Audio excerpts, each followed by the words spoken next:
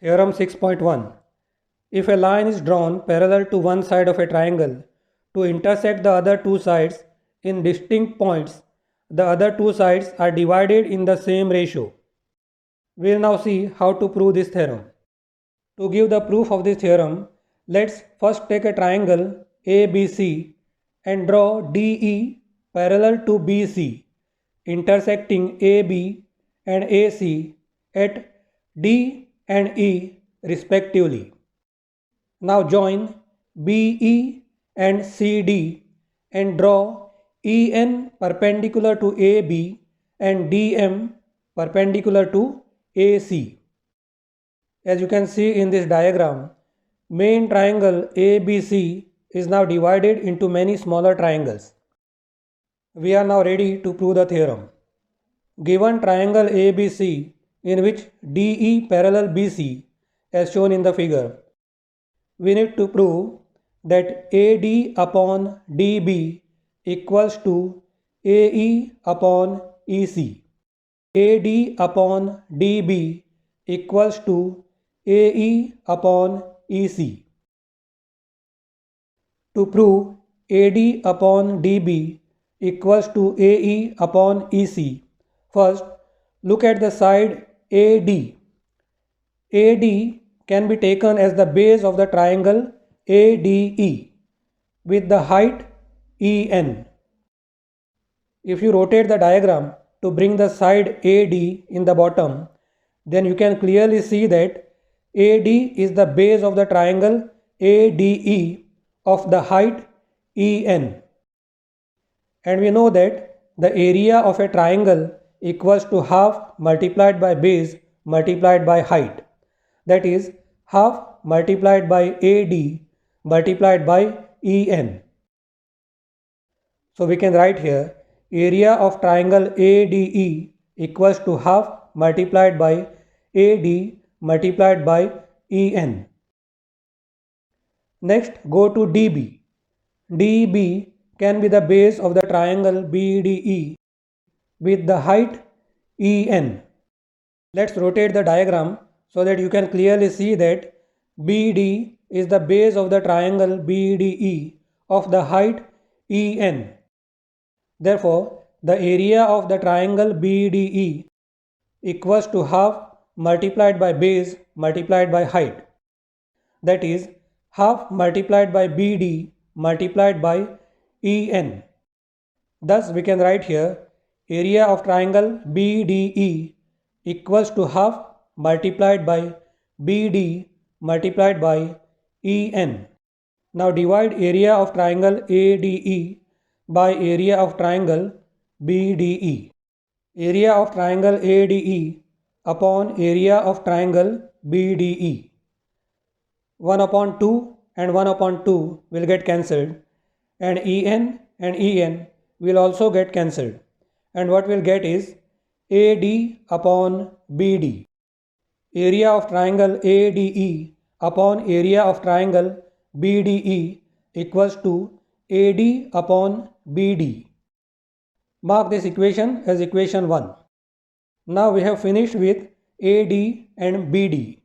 Next go to AE and EC. Now look at the side AE.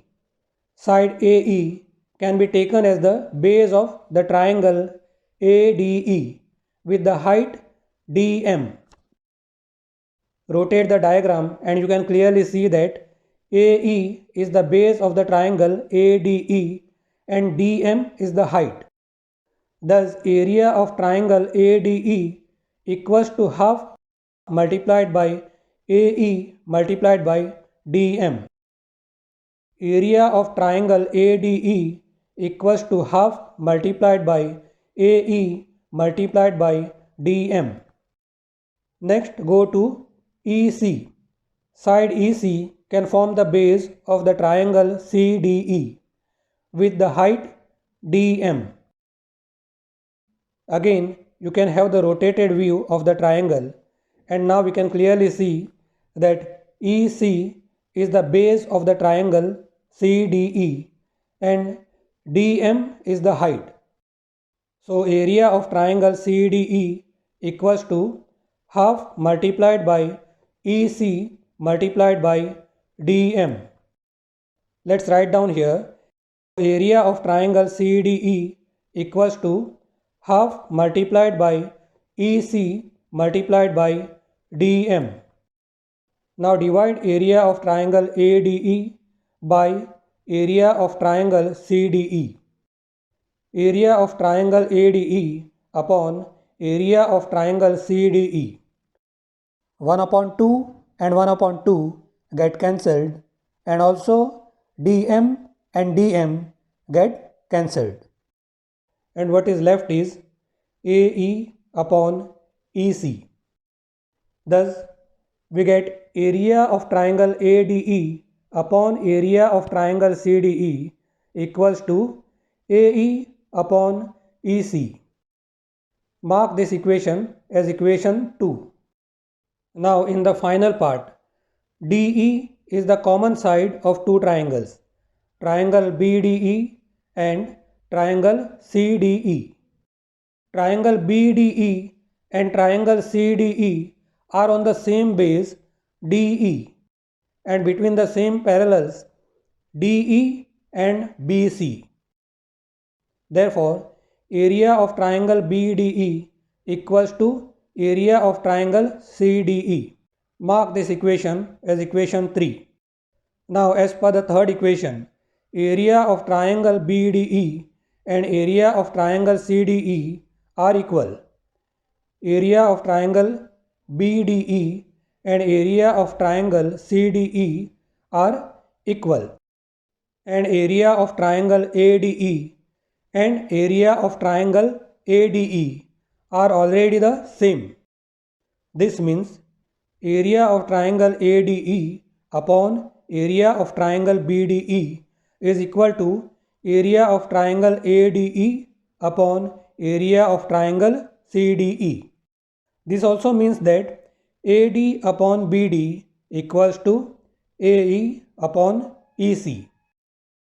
Thus we can write down here from 1, 2 and 3, AD upon BD equals to AE upon EC. From 1, 2 and 3, AD upon BD equals to AE upon EC. Thus we have proved the theorem.